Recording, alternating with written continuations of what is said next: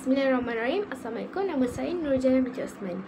Rukun Islam sebenarnya menjadi asas latihan rohani dan jasmani sejak anak masih kecil lagi. Bermula dengan syahadah, ia menanamkan keyakinan dan arah hidup dalam hati mereka. Solat pula mendidik disiplin, fokus dan keterangan jiwa. Dari sudut fizikal, pergerakan solat membantu anak belajar kawalan tubuh serta membina koordinasi yang baik. Puasa mengajarkan mereka mengawal diri, melatih sabar dan memahami perasaan orang lain. Zakat pula menanam sifat prihatin, suka berkongsi dan tanggungjawab sosial sejak kecil.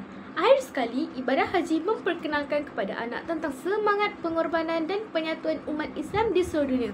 Apabila semua rukun ini diterapkan dari usia awal, ia membantu membentuk keseimbangan rohani, emosi, mental dan jasmani dalam diri setiap anak-anak. Jadi kita kena terapkan daripada kecil. Latihan solat sangat digalakkan bermula sejak awal usia anak-anak. Nabi SAW mengajar kita membiasakan anak solat seawal 7 tahun. Apabila anak belajar solat dari kecil, mereka bukan sahaja memahami perintah Allah, tetapi juga menjadi lebih berdisiplin, bersih dan teratur. Solat membentuk hubungan anak dengan Allah dan hubungan inilah yang menjadi benteng bagi mereka daripada pengaruh negatif. Yang seterusnya adalah pendidikan puasa dan zakat juga boleh dimulakan secara perlahan. Contohnya macam puasa separuh hari. Bagi kanak-kanak tu puasa separuh hari. Ia membantu anak belajar mengawal diri dan memahami erti kesabaran. Manakala zakat mengajarkan anak berkongsi rezeki, menolong orang lain dan menyedari bahawa harta adalah amanah. Penerapan awal dua amalan ini membantu membentuk hati yang lembut dan jiwa yang penyayang. Konsep akhlak dalam Islam. Ibadah ini bukan sekadar perbuatan fizikal seperti solat, puasa ataupun membaca Al-Quran, tetapi ia turut merangkumi adab yang perlu dibentuk sejak kecil. Tanggungjawab ini terletak kepada ibu bapa, pendidik dan penjaga. Okey, antara adab dalam melaksanakan ibadah ini ada 3. Yang pertama adalah menanam sifat hormat dan juga tawaduk. Yang kedua, menyemai rasa cinta dan gembira beribadah. Yang ketiga, mengajar niat dan keikhlasan. Okey, untuk menanam sifat hormat dan tawaduk ni, anak-anak ini perlu dididik untuk sentiasa merendah diri, tak sombong walaupun sudah mahir beribadah.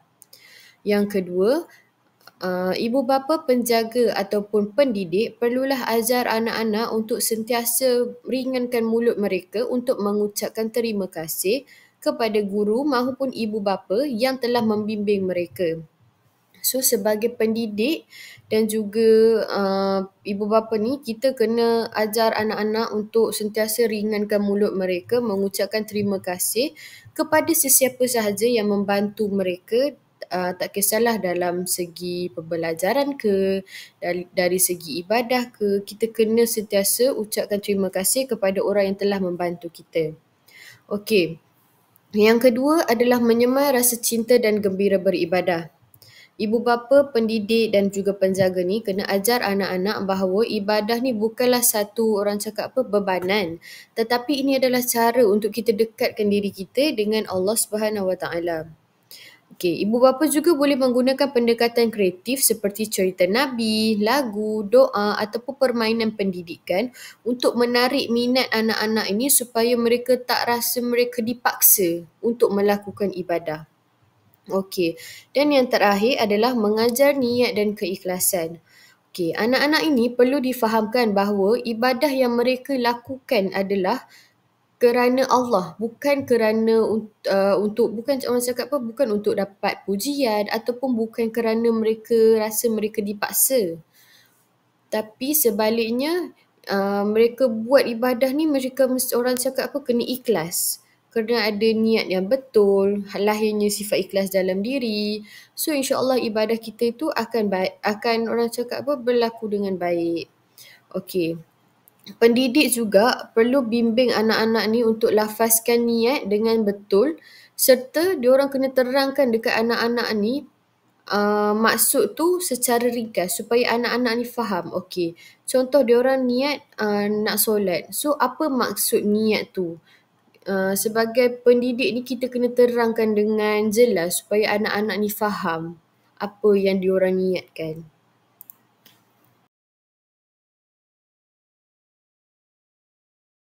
Okey, seterusnya adalah konsep akhlak dalam Islam. Akhlak ni dia berasal daripada perkataan Arab Kulub yang bermaksud tingkah laku, perangai, watak atau budi pekerti seseorang. Dalam Islam, akhlak ni dia merujuk kepada perlakuan seseorang yang lahir daripada hati yang bersih serta dia mematuhi ajaran Allah dan Rasul. Akhlak ni dia bukan sekadar perbuatan luaran tetapi dia merangkumi kepercayaan, niat, perasaan, tutur kata yang selaras dengan syariat Islam.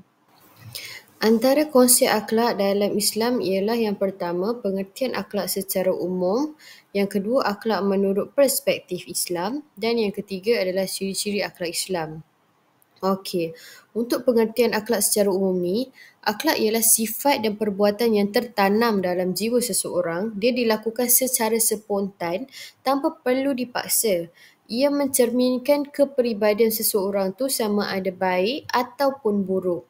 Okey, antara akhlak yang baik adalah seseorang yang jujur, sabar, dia tolong menolong, seseorang yang amanah. Manakala seseorang yang bersifat tak baik ataupun buruk ni, dia suka menipu, dia suka mencuri, dia suka mengata orang, dia suka menyebarkan aib orang. Daripada segi orang cakap apa, tingkah laku seseorang tu pun kita dah boleh tahu dia ni seseorang yang baik ataupun seseorang yang tak baik. Okey, yang kedua, akhlak menurut perspektif Islam. Dalam Islam, akhlak ni dia merangkumi hubungan dengan Allah, maksudnya hubungan manusia dengan Allah. Yang kedua, hubungan manusia dengan manusia yang lain. Yang ketiga, hubungan manusia dengan makhluk yang lain. Okey, untuk yang pertama, hubungan kita, orang cakap apa? Akhlak dengan Allah.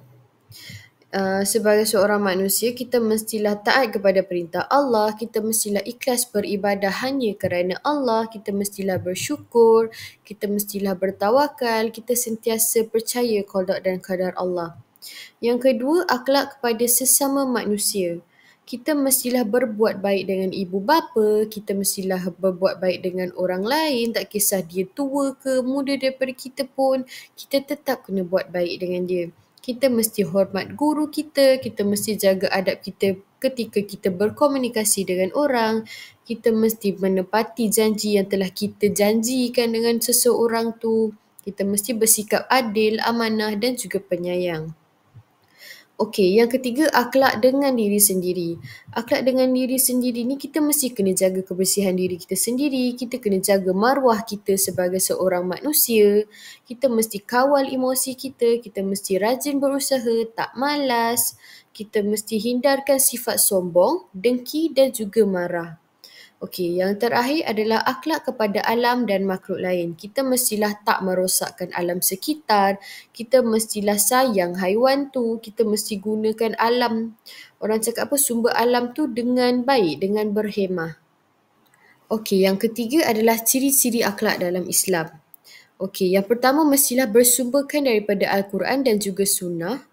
Dan sebagai seorang manusia, kita mestilah konsisten ataupun orang cakap dalam perspektif Islam ni mestilah istiqamah dalam kita melakukan sesuatu ibadah itu, biarlah ia bersifat stabil, bukan hanya bersifat sementara.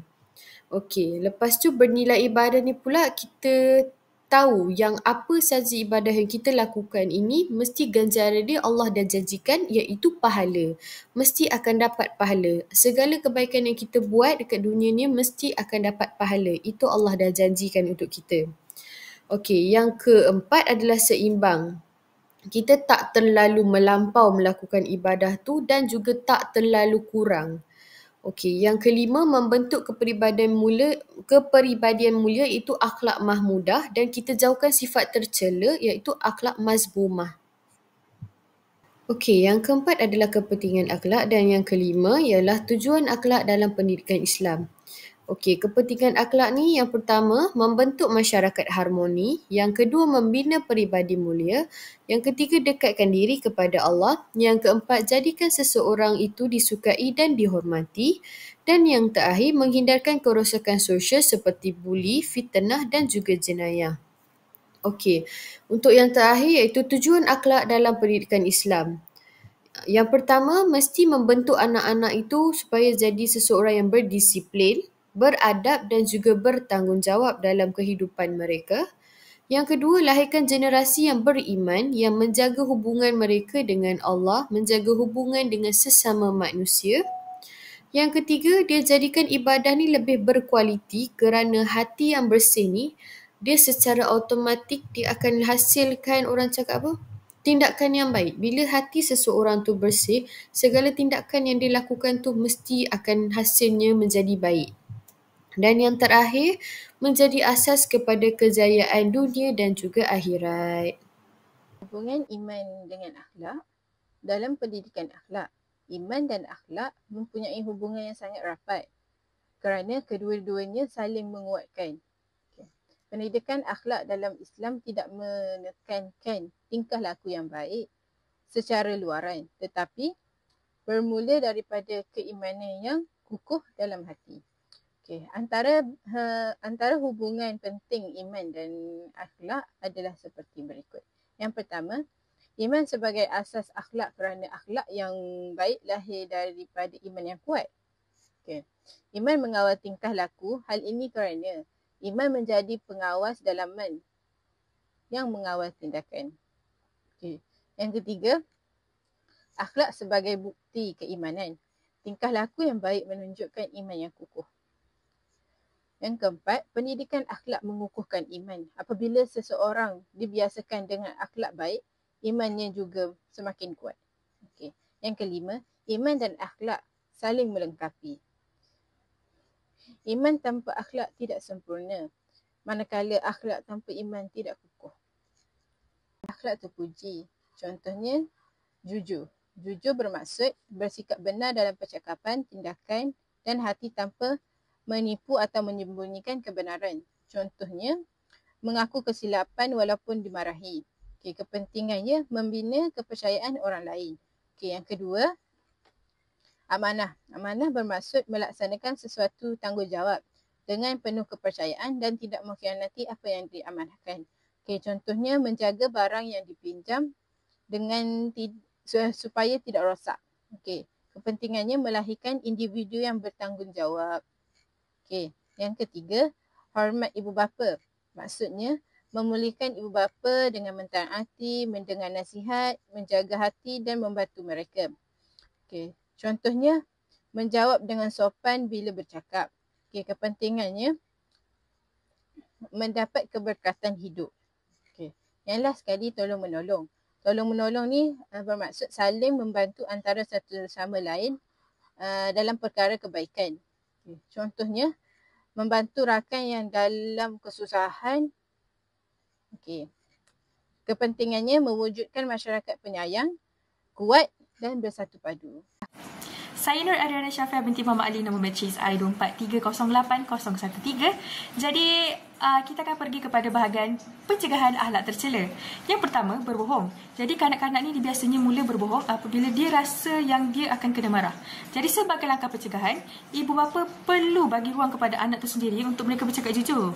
Dan kita juga perlu tekankan nilai kejujuran tu melalui aktiviti seharian lah. Melalui cerita, contoh teladan pun sangat membantu, iaitu ibu bapa tu sendiri bercakap jujur. Ajarlah kepada anak-anak. Yang kedua adalah mencuri. Selalunya berlaku apabila kanak-kanak ni tak faham pun konsep hak milik ataupun dorang main ambil je ataupun kita panggil sebagai impuls. Sebagai cara pencegahan, kita perlu ajarkan kanak-kanak ni konsep ini barang ni hak milik orang lain. Ini barang ni bukan awak punya. Jadi bila mereka faham, mereka pun ini bukan saya punya. Jadinya mereka tak akan mencuri, tak ada lagi isu mencuri. Yang ketiga, memaki hamun ataupun bahasa kasar. Biasanya memaki hamun ataupun bahasa kasar ni datang daripada persekitaran lah. Sama ada TV, media sosial, kawan-kawan ataupun orang dewasa kat rumah lah. Ibu bapa, abang kakak. Jadi sebagai langkah pencegahan, ibu bapa boleh elakkan guna bahasa-bahasa kasar dekat depan anak-anak. Dan kita terangkan kepada anak-anak tu bahawa perkataan-perkataan yang kasar tu boleh menyakiti hati orang lain. Dan yang keempat adalah hedonism. Hedonism ni adalah suka hiburan berlebihan ataupun mementingkan keseronokan. Ini bukan sahaja dalam peringkat kanak-kanak lah, malahan dalam peringkat-peringkat umur yang lain pun berlaku benda ni.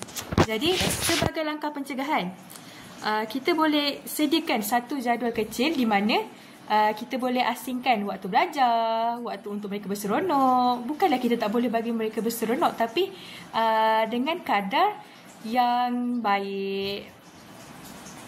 Seterusnya kita pergi kepada bahagian pandangan ulama ataupun tokoh.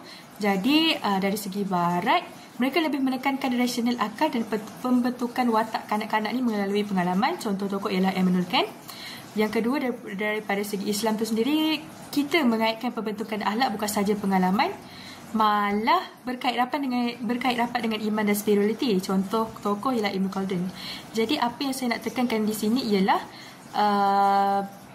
Islam menekankan pembentukan akhlak tu bersumberkan wahyu daripada Al-Quran dan As-Sunnah, manakala Barat lebih menggunakan akal ataupun logik. Dan tujuan kita juga sedikit berbeza, di mana kita lebih memfokuskan sebagai orang Islam untuk mendapatkan keredaan Allah dan kesejahteraan akhirat, dan membentuk sendirilah perwatakan kanak-kanak tu dengan baik dan secara holistik. Daripada segi barat pula, mereka lebih menekankan harmoni sosial dan kebahagiaan hidup di dunia. Jadi secara keseluruhan, ulama Islam mengaitkan akhlak dengan iman dan spirituality, manakala tokoh barat lebih menekankan rasional akal dan bentukan watak melalui pengalaman. Perbezaan ini menunjukkan bahawa pendidikan akhlak perlu mengambil kira aspek spiritual dan intelektual secara seimbang untuk membentuk seorang kanak-kanak yang baik dan holistik dengan masa depan yang cerah. Jadi saya akan terangkan tentang topik dimensi dan sempadan tanggungjawab, iaitu peranan ibu bapa sebagai pendidik utama dan juga keadilan kasih sayang dan juga nafkah. Tentang peranan ibu bapa sebagai pendidik utama. Okey, yang pertama, ibu bapa ni adalah pendidik pertama di rumah. Yang kedua, ibu bapa menjadi contoh teladan kepada anak-anak. Macam kita tahu, anak-anak ni dia membesar dengan melihat apa yang berlaku di sekeliling mereka lah. Jadi ibu bapa perlulah tunjuk contoh yang baik dari segi tingkah laku, dari segi emosi ataupun dari segi percakapan ibu bapa. Okey, yang ketiga adalah memberi didikan agama dan juga moral. Contoh, ajar anak-anak untuk solat dan juga mengaji. Jadi dengan perkara tersebut, anak-anak ni dia boleh seimbangkan antara dunia dan juga akhirat. Okey, yang keempat adalah memantau perkembangan anak-anak, bukan sahaja di rumah tapi juga di sekolah. Yang kelima adalah menggalakkan minat dan tahu potensi anak-anak, sebab anak-anak ni bukan semua sama. Ada yang lebih minat kepada sukan ataupun ada yang lebih minat kepada akademik. Jadi ibu bapa ni perlu ambil tahulah tentang minat dan juga potensi anak-anak. Beza antara keadilan kasih sayang dan juga nafkah. Okey, untuk kasih sayang, ibu bapa ni perlu beri perhatian ataupun layanan dan juga kasih sayang yang sama rata lah tanpa pilih kasih. Okey, yang kedua, tidak membezakan antara anak-anak ni berdasarkan rupa, pencapaian ataupun perangai. Okey, dari segi nafkah pula, ibu bapa perlu sediakan keperluan asas seperti makanan, pakaian, tempat tinggal, pendidikan secara sama rata. Yang kedua, nafkah tidak semestinya sama jumlah tetapi adil ikut keperluan. Dan akhir sekali adalah ibu bapa ni perlu menunaikan tanggungjawab tanpa mengabaikan mana-mana pihak. Doa ibu bapa sebagai pendidikan spiritual. Pendidikan spiritual bukan sekadar mengajar ilmu agama, tetapi membentuk hubungan hati dengan Allah. Salah satu bentuk pendidikan spiritual paling awal ialah doa ibu bapa untuk anak-anak. Mengapa doa ibu bapa ni penting untuk spiritual anak-anak? Okey, yang pertama ialah kerana doa sebagai bimbingan hati. Doa ni menunjukkan bahawa ibu bapa ni dia menyerahkan anak mereka ni sepenuhnya kepada penjagaan Allah. Okey, sebab ini boleh mengajar anak-anak untuk kita nak mengajarkan kepada diorang yang hidup ni jangan bergantung kepada ibu bapa, bukan bergantung kepada manusia, bukan kepada kawan-kawan, bukan kepada orang lain lah, senang cerita. Jadi dekat sini kita mengajar anak-anak kita ni untuk hidup ni hanya bergantung kepada Allah SWT, sebab Allah ni adalah salah satunya kita boleh minta tolong kepada dia sahaja. Tak ada yang lain. Kalau kita susah, kita cari dia. Okey, yang kedua ialah membentuk suasana rumah yang tenang. Okey, bila ibu bapa ni dia sering mendoakan anak-anak mereka, suasana rumah ni akan menjadi lebih tenang, lebih lembut, sebab suasana rumah tu dipenuhi dengan penuh kasih sayang dan barakah. Jadi bila anak-anak tu dia rasa macam rumah tu bila dia penuh dengan kasih sayang dan barakah, daripada situ ia boleh membina jiwa anak-anak ni menjadi lebih tenang dan yakin. Sebab orang kata ibu bapa ni kan cerminan kepada anak-anak. Jadi apa sahaja kebaikan atau keburukan yang ibu bapa buat ni, anak-anak akan ikut. Jadi dekat sini kita nak kata yang ibu bapa ni mestilah sentiasa menunjukkan contoh yang baik kepada anak-anak supaya anak-anak ni dia boleh ikut. Baik, yang ketiga pula ialah memberi contoh akhlak yang baik. Okey, dekat sini anak-anak ni dia belajar melalui peniruan, iaitu modeling.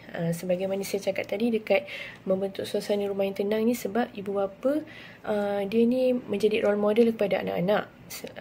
Which is daripada sini bila anak-anak ni dia nampak apa yang ibu bapa dia buat, dia akan ikut. Okey. Jadi dekat sini bila mereka lihat ibu bapa mereka ni berdoa, membuat kebaikan, solat, bersedekah, mengaji dekat rumah, solat berjemaah dan apa-apa sahaja kebaikan yang ibu bapa buat, anak-anak akan ikut. Dia akan automatik. Sebab apa? Ibu bapa ni role model kepada anak-anak. Okey, daripada situ anak-anak ni belajarlah bahawa doa ni adalah amalan penting dalam kehidupan seharian. Okey, ibu bapa ni juga kenalah mengajar anak-anak doa-doa harian. Sebagai contoh, doa bangun tidur, doa sebelum tidur, doa keluar tandas, doa masuk tandas, dan sebagainya. Jadi ibu bapa ni mestilah menunjukkan peranan atau contoh yang baik kepada anak-anak.